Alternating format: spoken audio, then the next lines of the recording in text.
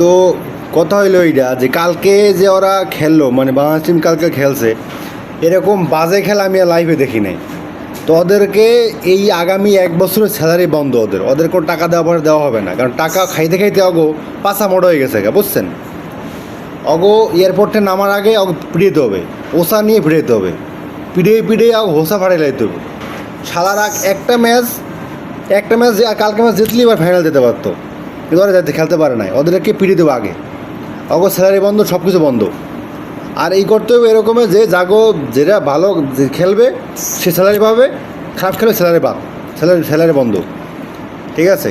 মানে অগো সাপোর্ট করলেই টেনশন ছাড়া কিছু পাওয়া যায় না, অল টাইম টেনশন চাপে থাকা লাগে, মাথার চুল অল টাইম গরমের উপর দিকে দাঁড়াই থাকে, ঠিক আছে? এটা হলো কথা। আপনারা সবাই ভিডিওটা শেয়ার দিবেন, সবাই জানিয়ে দেবেন যাতে ওর দেখতে পারে। অগো দেশে অনিষেধ, ঠিক আছে? ধন্যবাদ সবাইকে।